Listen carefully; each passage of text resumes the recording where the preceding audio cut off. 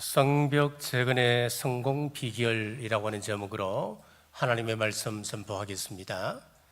20%가 80%를 먹여 살린다라고 하는 파레토의 법칙은 지금 또 경제와 사회에 매우 중요한 일반 법칙으로 통용되고 있습니다. 그런데 한 걸음 더 나아가 버려진 80%를 어떻게 활용할 수 있을 것인가 연구한 사람이 있습니다. 비즈니스 전략 회사인 에릭 K 파트너십의 창업자인 리차드 코치입니다. 그런 이런 말을 했습니다.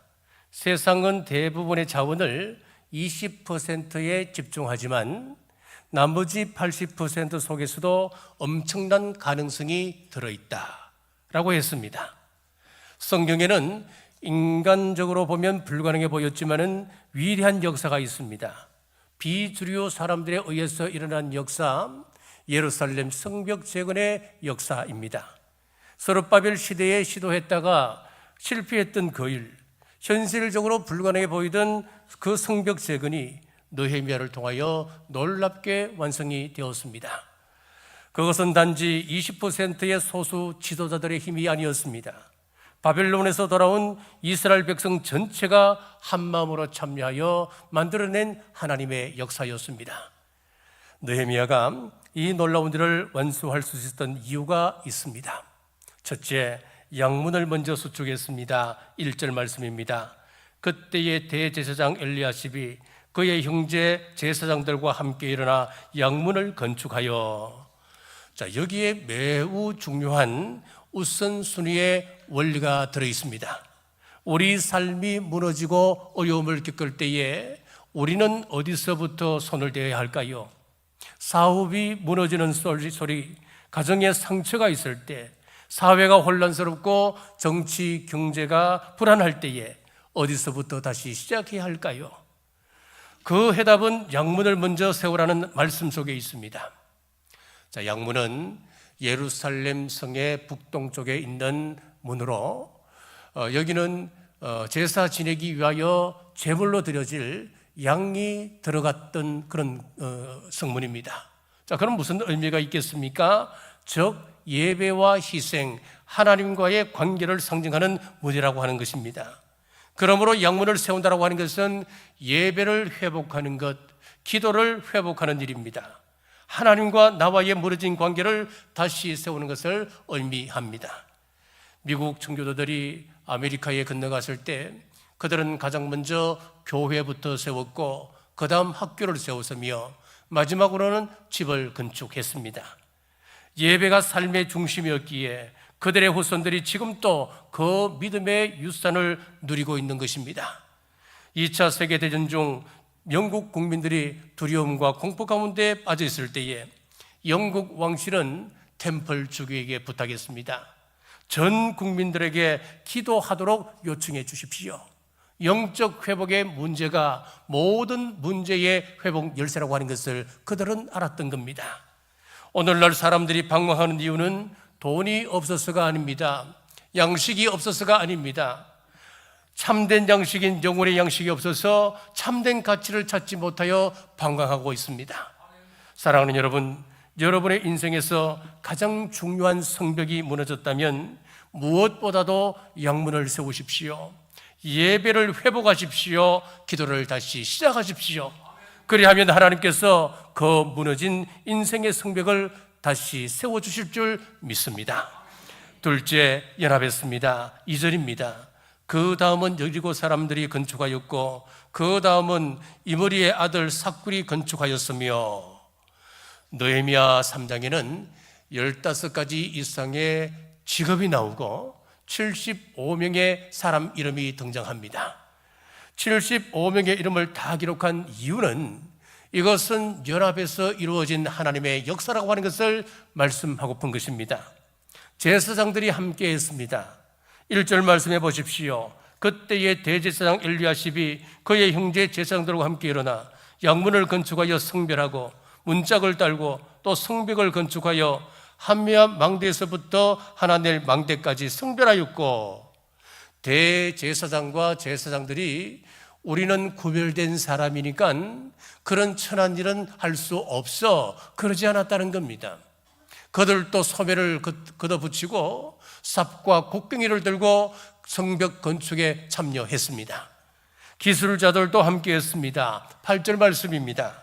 그 다음은 검정색 할헤야의 아들 우시엘 등이 중수하였고, 그 다음은 현금장사 하나냐 등이 중수하되 그들이 예루살렘의 넓은 성벽까지 하였고, 검정색은 정밀한 손기술을 가진 세공업자입니다. 그 사람들은 눈이나 손을 다치게 되면 생업을 포기해야 할 수 있는 그런 사람들입니다. 그런데 그런 위험한 일에 그들은 뒤로 빠지지 않았습니다. 함께 참여했습니다. 향품 장사들도 마찬가지입니다. 직업 특성상 땀 냄새 나는 옷을 입고 어떻게 장사할 수 있겠습니까? 그러니까 우리는 열애시켜 주시오, 그렇게 말하지 않았습니다. 지도자들도 함께했습니다. 9절에 보면 후로의 아들 르바야가 등장하는데 그는 예루살렘의 절반을 다스렸던 아주 높은 관리였습니다. 그도 함께 참여했습니다.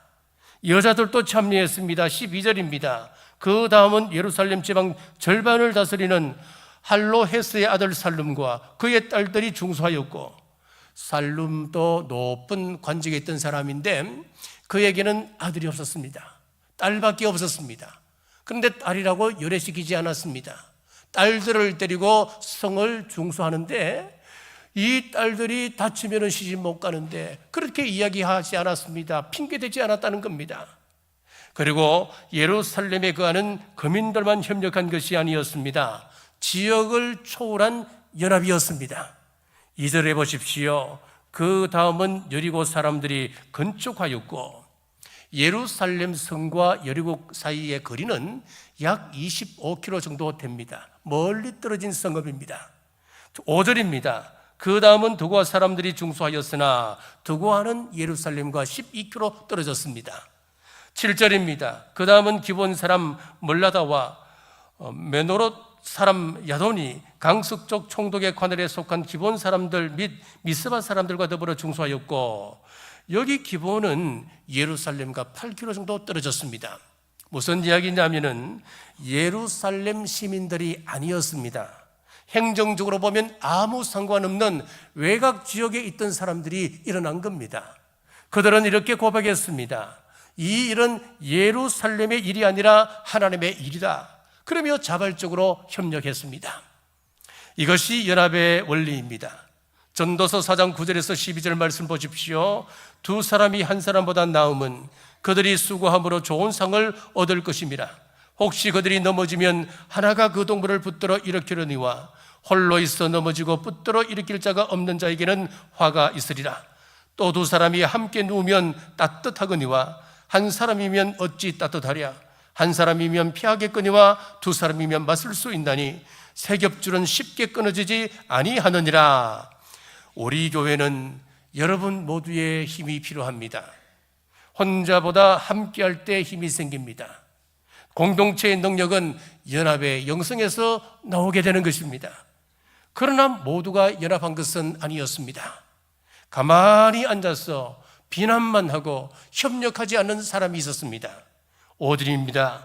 그 다음은 두고아 사람들이 중수하였으나 그 귀족들은 그들의 주인들의 공사를 분담하지 아니하였으며, 두고아 평민들은 물질과 그들의 노동력을 다 바쳐서 그 중수하는 일에 함께 참여했지만은 두고아 지역에 있는 귀족들은 참여하지 않았다는 겁니다. 뒤에 앉아서 팔짱 끼고 비난만 하고 그냥 감 나와라 대추 나와라 그렇게 간섭만 할 뿐이었지 그들이 직접 나서서 협력하지 않았다고 기록하고 있습니다. 자, 그렇다면은 왜 이런 좋은 일을 기록하면 참 좋을 텐데 그 좋은 일 뒤에 이런 나쁜 일도 함께 기록하고 있는 것일까요?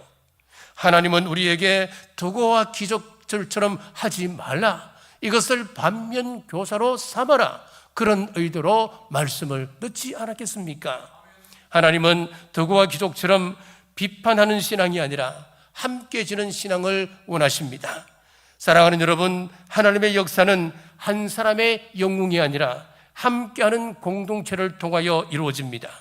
우리 교회가 그런 연합의 공동체 되기를 주님의 이름으로 축복합니다. 셋째, 격려와 칭찬했습니다.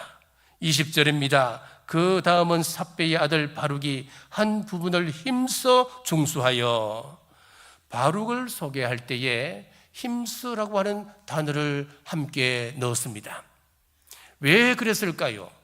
여기서 힘쓰라고 하는 단어는 어렵고 힘든 상황 속에서도 온 마음과 뜻을 다하여 헌신했다고 하는 의미가 있습니다. 하나님께서는 이런 내적인 마음까지도 지켜보고 계셨습니다. 온 마음과 뜻과 정성을 다한 사람을 하나님께서는 칭찬하고 계신다고 하는 것을 우리에게 말씀합니다. 사도 바울은 그리스도인의 중요한 삶의 원리로 서로 격려하고 피차 권면하라 말씀하셨습니다. 이것은 일반 은총 속에서도 찾아볼 수가 있습니다. 우리 준비된 동영상을 함께 보겠습니다.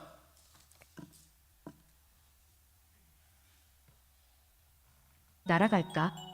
저 멀리 하늘을 가로지르는 기러기 때 이들은 왜 항상 V자 대형으로 날아갈까요? 그 비밀은 바로 비행 효율입니다. 맨 앞에선 기러기는 거센 바람을 온몸으로 막아내며 특별한 소용돌이를 만듭니다. 이 소용돌이는 뒤따르는 동료들에게 양력을 선물하여 뒤에 있는 기러기들이 훨씬 적은 힘으로 날 수 있게 해줍니다. 이때 리더는 가장 힘든 자리로 리더가 지치면 뒤로 빠지고 다른 기러기가 앞으로 나와 리더의 역할을 교대합니다. 비행 중 들리는 힘찬 울음소리, 이것은 앞에서 고군분투하는 동료들에게 보내는 힘찬 응원이죠. 그리고 만약에 아픈 동료가 생기면 다른 두 마리가 함께 내려와 곁을 지킵니다. V자 대형은 서로 돕고 격려하고 희생하는 기러기들의 놀라운 지혜이자 우리에게 던지는 깊은 메시지입니다. 어떻습니까? 놀랍지요. 근데 물론 우리 인간의 시각에서 본 그 전적인 인간의 그 시각에 맞춘 해석일 수 있습니다. 그러나 조류학자들이 연구해 보니까 그렇다는 거예요. 이것은 일반 은총을 통해서 주시는 하나님의 섭리입니다. 칭찬과 격려로 세우는 원리입니다. 오늘 우리는 얼마나 격려하는 사람으로 살아가고 있습니까? 여러분들이 우리 주님의 격려가 없었다면 이 자리까지 오실 수 있었겠습니까? 주님의 격려는 받으면서 나는 남을 격려하지 않다면 그는 완악한 사람이라 말할 수 있지 않겠습니까? 교회는 서로 인정하고 칭찬해야 됩니다. 칭찬은 관계를 회복시키고 교회 공동체가 움직이는 유달유 역할을 합니다. 서로 격려하고 세우는 우리 교회, 서로 칭찬하며 힘을 북돋는 우리 교회 되시기를 주님의 이름으로 축복합니다. 말씀을 맺겠습니다. 오늘 3장에서 의미 없어 보이는 수많은 사람들의 이름을 보며 연합과 격려의 의미를 다시 깨닫게 됩니다. 예배의 성공자로 서리라. 연합하는 일에 힘을 다하리라. 칭찬하고 격려하는 일에 최선을 다하리라. 서로가 서로의 힘이 되어 아름다운 천국을 만들어가는 우리 남부교회 되시기를 주님의 이름으로 축복합니다. 기도하겠습니다. 귀한 말씀으로 공허한 저희들의 마음을 채우시기를 원하시는 아버지, 오늘 느헤미야를 통해 말씀 주심 감사합니다. 느헤미야는 위기의 때 양문을 먼저 수축했습니다. 이것은 예배 회복을 의미합니다. 수많은 일들 가운데 예배 회복에 우선순위를 두고 이 험난한 시대를 이기게 하옵소서. 사역을 감당하는 데 있어서 독불장군은 없습니다. 연합하고 지지하고 격려함으로 하나님의 선할 뜻을 이루는 남부 교회 되게 하여 주시옵소서. 다시 오실 예수님의 이름으로 간절히 기도드리옵나이다. 아멘.